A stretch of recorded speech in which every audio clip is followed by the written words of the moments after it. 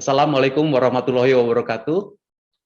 Selamat pagi, salam sejahtera bagi kita semua. Om Swastiastu, Namo Buddhaya, salam kebajikan, dan tentu salam sehat untuk kita semua, Ibu Bapak, peserta webinar pada pagi hari ini.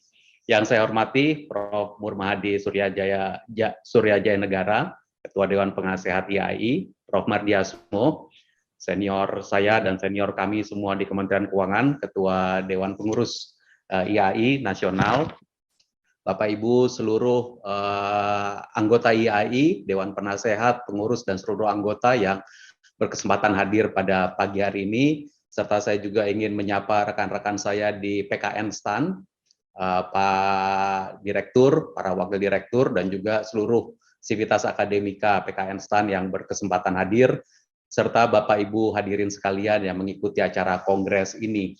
Saya pada pagi hari ini tentu ingin mengajak kita semua menyampaikan puji syukur kehadirat Tuhan Yang Maha Kuasa. Kita diberi kesempatan untuk mengikuti acara Konvensi Nasional Akuntansi ke-9 dan Regional Public Sector Conference RPSC ke-5 yang merupakan bagian dari peringatan hari ulang tahun ke-64 Astawindu Ikatan Akuntan Indonesia.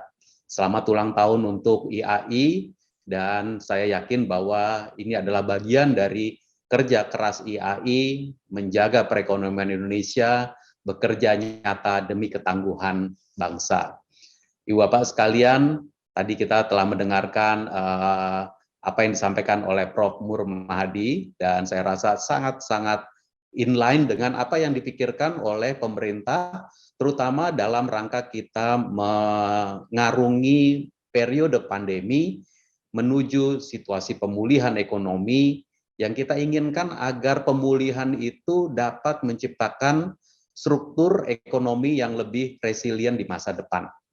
Tentu kita ingin juga inklusif, berkelanjutan dalam koridor kesejahteraan masyarakat Indonesia mencapai tujuan-tujuan pembangunan berkelanjutan atau Sustainable Development Goals yang sudah menjadi tujuan dari seluruh dunia. Namun seperti yang tadi juga disampaikan oleh Bapak Prof. Murmahadi, tiba-tiba 2 tahun yang lalu kita disergap oleh pandemi COVID-19. Dan dampaknya luar biasa. Dampak dari orang-orang yang kehilangan pekerjaan, income yang turun, sekelompok masyarakat yang jatuh ke bawah garis kemiskinan, dan juga ternyata kita mulai melihat bagaimana dampaknya kepada target-target pemenuhan target-target SDG di masa depan. Ini menjadi PR kita semua. Saya ingin mungkin merefresh memori kita sedikit ke tahun 2020. Ketika Indonesia mendapatkan pandemi ini di bulan Maret tahun 2020, kita langsung berpikir, pemerintah langsung memikirkan bagaimana menangani ini. Karena satu-satunya cara ketika itu untuk mengurangi penularan, menyelamatkan nyawa manusia adalah dengan membatasi kegiatan ekonomi dan kegiatan sosial. Maka mungkin masih ingat, hampir 2 tahun yang lalu kita diserukan, bekerja dari rumah, bersekolah dari rumah, bahkan beribadah dari rumah. Dan ini memiliki dampak sosial ekonomi yang luar biasa, termasuk pengurangan yang tadi saya sampaikan, pengurangan aktivitas ekonomi, dampak employment, dan seterusnya. Maka pemerintah tahu persis pada saat itu bahwa seluruh komponen income nasional akan turun, konsumsi akan negatif pertumbuhannya, investasi akan negatif pertumbuhannya, ekspor impor juga akan demikian. Maka satu-satunya yang harus menjadi di depan, yang harus menjadi bumper dari kegiatan ekonomi, dari kondisi ekonomi adalah pengeluaran pemerintah. Ibu Bapak masih mengingat bagaimana tahun 2020 pemerintah meningkatkan defisit anggaran karena penerimaan negara turun, sementara belanja tidak boleh turun. Sehingga defisit anggaran kita tingkatkan ke 6,1% dari PDB, sementara Indonesia sebenarnya dikenal sebagai negara yang sangat disiplin, memiliki defisit anggaran selalu di bawah 3% dari PDB yang mendapatkan apresiasi dunia internasional. Tapi periode pandemi kita tingkatkan. Dan kita meminta izin kepada Dewan Perwakilan Rakyat dan diberikan persetujuan dalam bentuk di Undang-Undang Nomor 2 Tahun 2020 yang menjadi dasar dari seluruh proses pemulihan dan juga tata kerja pemerintah untuk pemulihan ekonomi nasional. Hal ini terus berlanjut ke tahun 2021, bahkan banyak sekali program-program terobosan yang menjadi dasar. Salah satunya saya ingin sampaikan di sini bagaimana Bank Indonesia, otoritas moneter, kemudian memberi support langsung, membeli surat utang negara dari pasar primer yang dikeluarkan oleh pemerintah Republik Indonesia. Ini juga adalah terobosan yang luar biasa dan diberikan payung hukum di dalam Undang-Undang Nomor 2 tersebut.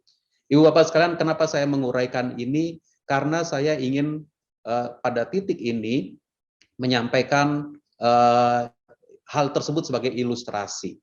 Ilustrasi bahwa ke depan kita memerlukan lagi terobosan-terobosan yang baik.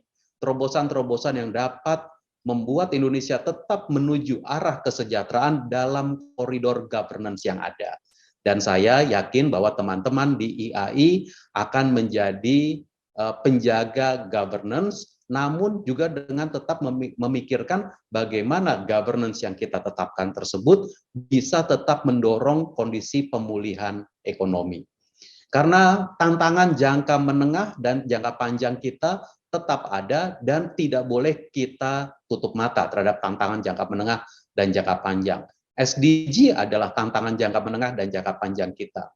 Saat ini, Ibu Bapak sekalian, kita melihat karena di beberapa kesempatan saya sudah mulai bicara mengenai apa yang saya sebut sebagai beyond economics. Mengelola perekonomian Indonesia sekarang harus kita lakukan dengan perspektif beyond economics. Bukan hanya teori ekonomi, bukan hanya teori-teori mengenai ekonomi pembangunan, tapi ternyata teori ekonomi pembangunan kita harus kita kombinasikan dengan teori kesehatan.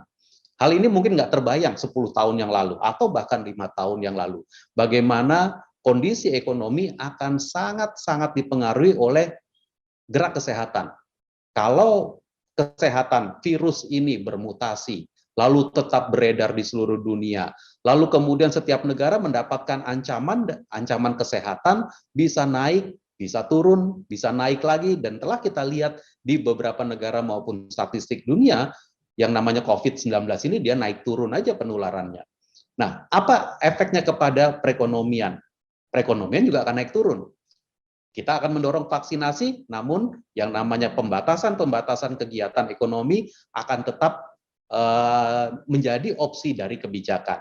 Ibu Bapak telah mendengar bagaimana untuk persiapan Natal dan Tahun Baru dalam beberapa minggu ke depan, pemerintah mempersiapkan dan melihat secara mendetil dan dengan sangat hati-hati bagaimana pembukaan kegiatan ekonomi masyarakat, apakah PPKM, pembatasan kegiatan masyarakat harus dilakukan agar kegiatan ekonomi tetap jalan, namun penularan tidak meluas. Ini menjadi yang saya katakan tadi beyond economics. Nah, pada saat yang bersamaan, di dalam jangka menengah, pemerintah harus memastikan bahwa kesiapan sektor kesehatan kita yang harus siap selalu siap siaga melihat kondisi kesehatan yang berkembang dan dampaknya kepada perekonomian yang bisa juga menjadi terkena dampaknya. Dari sisi governance, tentu ini akan menimbulkan berbagai macam implikasi. Saya ingin mengajak teman-teman akuntan Indonesia untuk mendalami ini dengan makin lama makin baik, dan dalam konteks pemulihan ekonomi Indonesia. Jangka menengah, satu ilustrasi ingin saya sampaikan mengenai green economy. Green economy adalah suatu tujuan kita. Saya yakin sekali green economy, net zero emission bukan pilihan. Dia adalah kewajiban kita. Kewajiban kita kepada anak cucu kita. Mewariskan dunia yang lebih sehat, dunia yang lebih hijau, dunia yang kemudian bisa menjadi tempat hidup bagi anak cucu kita dengan lebih baik. Green economy bukan pilihan. Dia merupakan kewajiban generasi ini kepada generasi yang akan datang. Nah, namun ketika kita mendetilkan green economy ini, maka banyak sekali dimensi yang menjadi sangat-sangat penting. Saat ini Kalau sustainability report seperti yang disampaikan Prof. Kurmadi tadi di dalam sambutan beliau, kita membayangkannya lebih cepat kepada yang namanya green economy ini. Sehingga beberapa perusahaan mungkin masih ada yang mengatakan bahwa perusahaan saya nggak ada kaitannya tuh sama green, sehingga saya nggak perlu mengeluarkan sustainability report. Saya rasa pemikiran yang harus kita perbaiki, dan kita buat sustainability report ini bukan hanya tentang green, tetapi dia tentang sustainable development goals kita. Nevertheless, yang tentang green luar biasa rumitnya. Kalau kita sekarang mesti berangkat dari membuat green taxonomy, ini sesuatu proses yang akan menjadi perdebatan bukan saja di Indonesia, tapi juga perdebatan di tingkat dunia. Seperti apa yang namanya green atau taxonomy of green activities. Lalu seperti apa nanti governance yang harus kita taruh. Kemudian reporting yang harus kita buat agar seluruh perekonomian termasuk para stakeholders, para investor mendapatkan informasi yang cukup, informasi yang memadai mengenai langkah green suatu perusahaan atau suatu entitas bisnis. Kalau pemerintah, di sisi pemerintah saya bisa menyampaikan pemerintah mengeluarkan green tagging atau tagging dari kegiatan APBN, pengeluaran APBN yang dapat diklaim sebagai green activities, dan tentu ini terus kita perbaiki ke depannya. Nah, green taxonomy ini akan menjadi sangat penting ke depan agar menjadi bagian dari pemahaman seluruh stakeholders dan dunia bisnis di Indonesia dan di seluruh dunia. Di pemerintah, green tagging yang dilakukan pemerintah telah digunakan sebagai dasar untuk mengeluarkan SDG bonds maupun green bonds.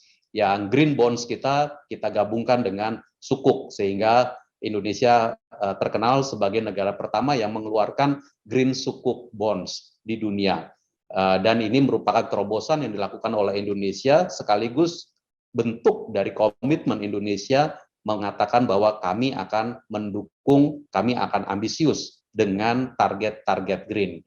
Tentu kita juga mengeluarkan instrumen-instrumen green tersebut sebagai dengan harapan agar support dari dunia, support internasional kepada perbaikan green menuju net zero emission Indonesia juga bisa didukung oleh internasional melalui instrumen-instrumen yang ada.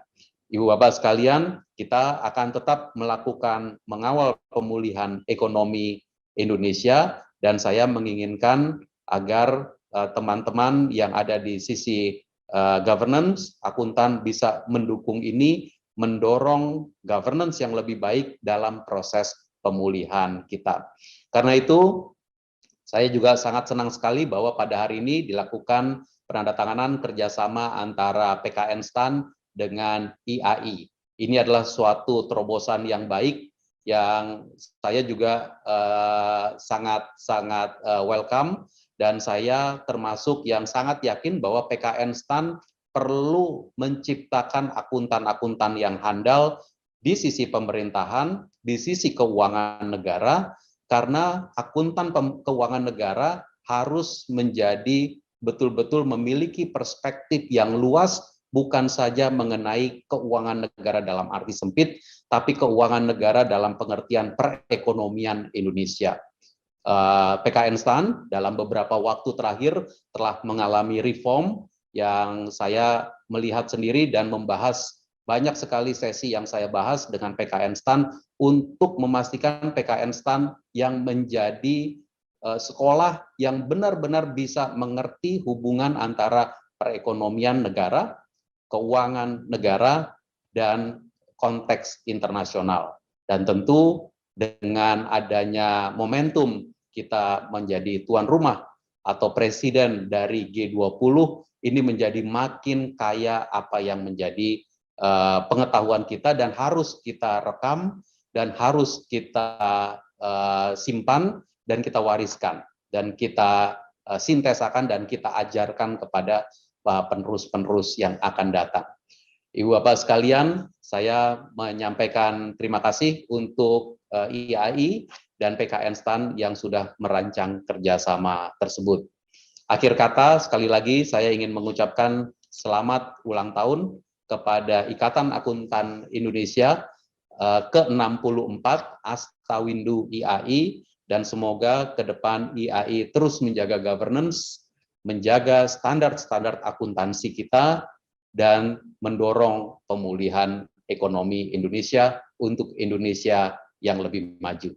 Terima kasih, saya tutup. Wassalamualaikum warahmatullahi wabarakatuh.